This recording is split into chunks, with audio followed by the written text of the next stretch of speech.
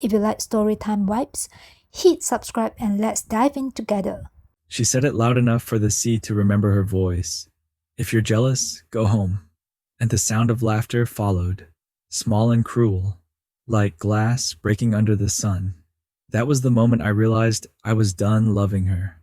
It was supposed to be a simple afternoon, the kind where time slows down, salt in the air, the hum of the waves, the heat pressing against skin. But in one breath, Lila turned it into theater.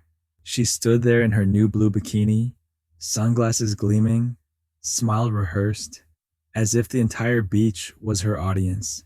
Her laughter bounced across the sand, sweet and sharp, and the tour guide's hands lingered on her back longer than they should. She'd asked him to put sunscreen on her, just that, but she made sure everyone saw, especially me. I was sitting a few feet away, towel in hand, already invisible. That's the thing about Lila. She didn't need to fight to hurt you. She just needed a crowd. She turned, caught my stare, and her smirk widened. "What?" she said, tilting her head like she was amused. "Don't tell me you're jealous again?" Then, louder, too loud, for her friends, for strangers, for anyone who would listen. "I just asked him to put sunscreen on my back. If you're jealous, go home." It wasn't what she said. It was how she said it. Mocking, public, final. Half the beach turned toward us, their eyes flicking between her performance and my silence. I didn't give her a show. I didn't shout. I didn't beg. I didn't even look angry. I just said quietly, "All right," and stood up. Her smile faltered, just for a heartbeat, because she'd expected chaos, and I gave her calm. She wanted noise, and I gave her silence. Back in the hotel room, I could still taste salt on my lips. Maybe from the ocean, maybe from the words I never said. I packed slowly. Each folded shirt felt like reclaiming a small part of myself. When I zipped my bag, I realized something. Leaving quietly isn't weakness. It's self-respect with a straight face. That night, I booked the first flight home. No note, no message. Just the sound of the zipper closing, and the end of everything that never truly respected me. The airport was quiet that night. Too quiet. The kind that lets your thoughts echo louder than any announcement. I sat near the window, watching the tide of travelers drift past, each with their own stories, their own endings. For the first time in a long time, I felt weightless. Not free, just empty. But emptiness has its own kind of the peace. My phone buzzed for the first time around midnight. Lila's name flashed on the screen, again and again, like a heartbeat refusing to die. First came the texts. "Are you really leaving? You're overreacting." Then, "This is humiliating, Ethan. Don't make a scene." Funny. I thought she was the one who loved an audience. I didn't answer. Silence is a cruel teacher. And tonight, she was about to learn. The flight attendant announced boarding. I switched my phone off and stepped into the jet bridge. The air colder, cleaner, mercilessly honest. When we took off, the city lights beneath me blurred into gold veins. Beautiful from afar, toxic up close. I watched them disappear like memories fading under distance and time. By dawn, I was home. My apartment felt smaller, quieter, almost foreign. The suitcase thudded softly against the floor, a sound that felt final. I brewed coffee, sat on the edge of my bed, and just breathed. Every sip tasted like closure. The messages came in waves. At first, anger, then confusion, then panic. She called me dramatic, immature, heartless. She said I embarrassed her in front of everyone.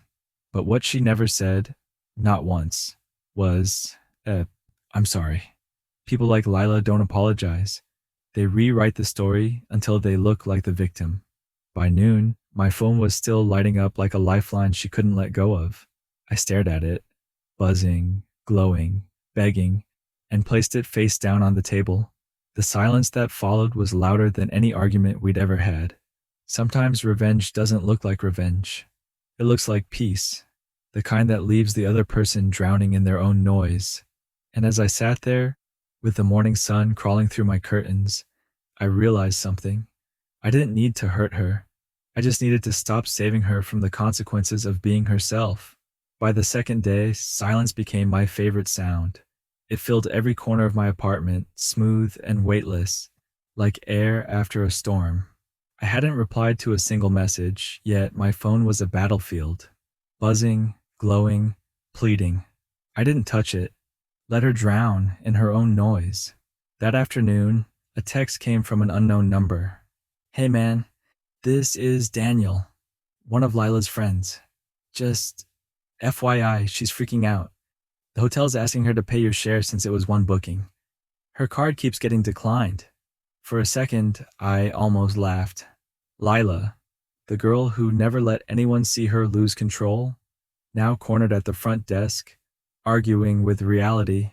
I typed 2 words. "She'll manage." Then I muted the chat.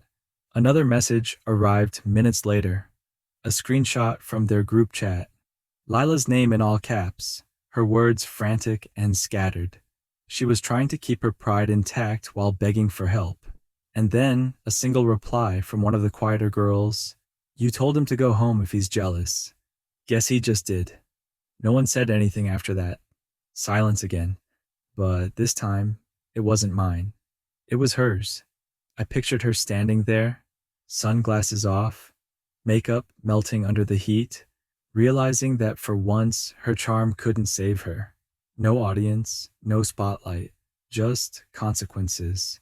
The kind she used to think she was immune to. By evening, her tone had changed. The texts were softer, now. "Please, I didn't mean it that way. You know I was joking, right?" Then another. "They won't let me check out. Just transfer your part so I can leave." I stared at that message for a long time. Not because I cared, but because it was poetic. She told me to go home. Now she couldn't leave. I didn't reply. That night she posted a story, a photo of the sunset over the ocean with a caption, "When you love someone insecure, they'll always find a reason to run." The comments were brutal. Her own friends called her out. Strong women don't humiliate their partners in public. "He didn't run. You pushed him." 10 minutes later, the story was gone. But screenshots never disappear. Daniel texted again later. "She's crying now.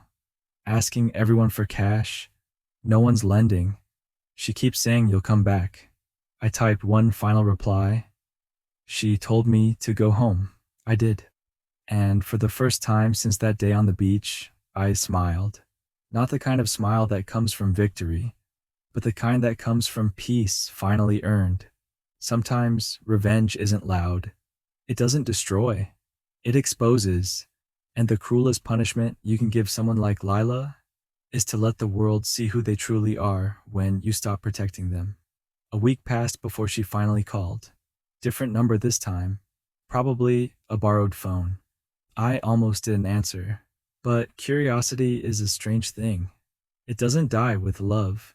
So I let it ring twice and picked up. The first few seconds were just breathing.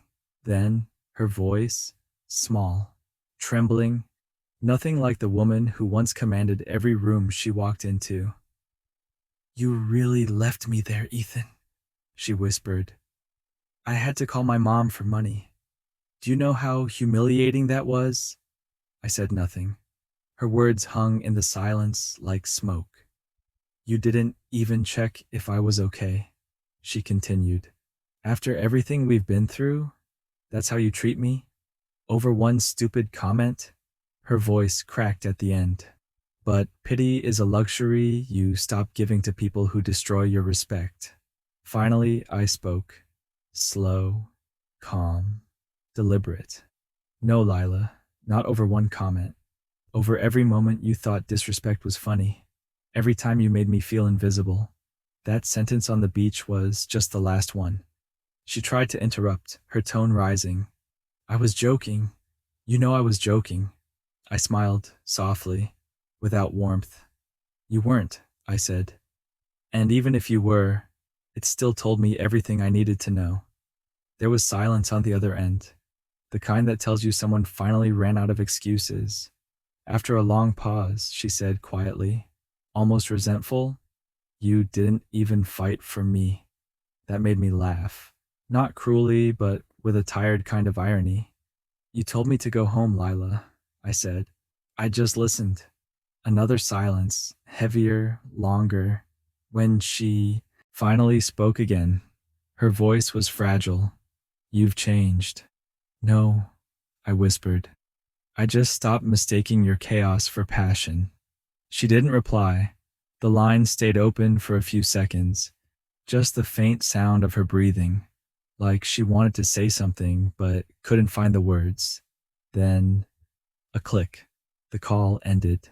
I sat there for a while, staring at the quiet phone screen, feeling the strangest sense of peace. Not victory, not triumph, just peace. It's funny how endings don't always come with shouting or closure.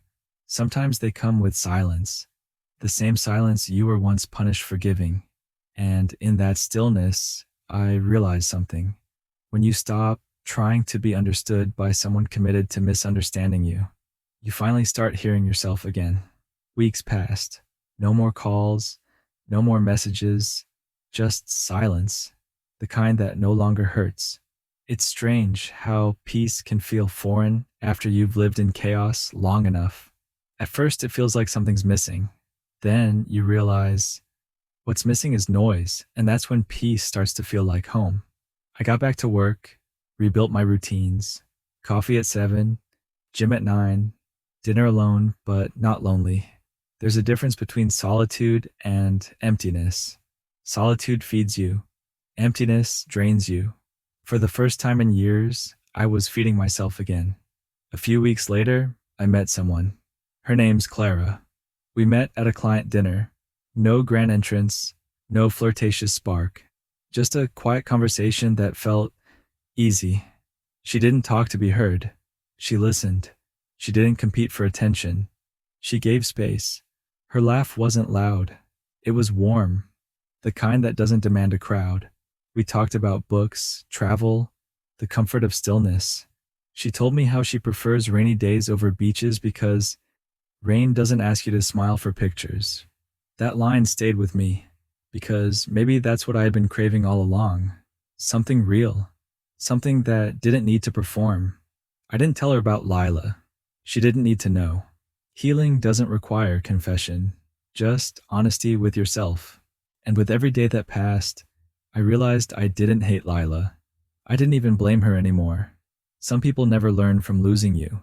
They only learn when life stops applauding them. And I'd simply stopped clapping.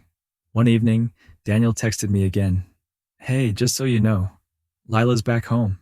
She's telling people she learned her lesson." I stared at the message for a while before replying, "Wish her well," then muted the thread.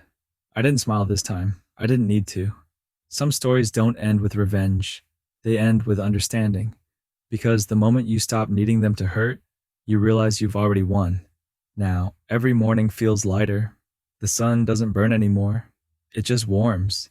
And when I make my coffee, I catch myself smiling. Not because I'm happy, but because I'm finally free. Lila once told me, "If you're jealous, go home." Maybe I did.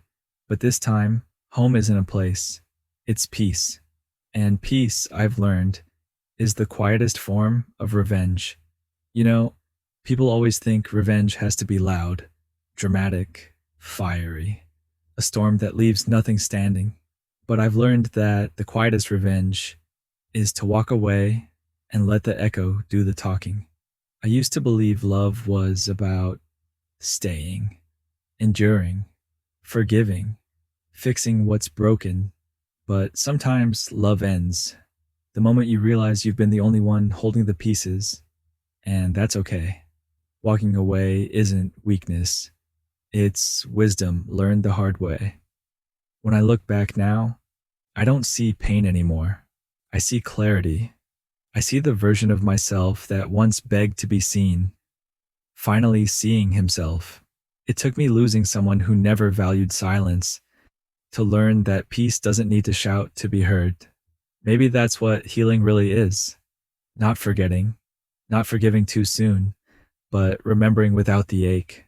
Remembering and still choosing calm over chaos. If you're listening to this and you've ever been made to feel small, mocked, or invisible, I want you to know something. You don't need revenge. You don't need to make them regret it. Just stop showing up to the stage they built on your dignity. Let the curtain fall. Let the silence speak. Because someday, they'll hear it too. The sound of their own echo in the emptiness you left behind. And you'll already be home.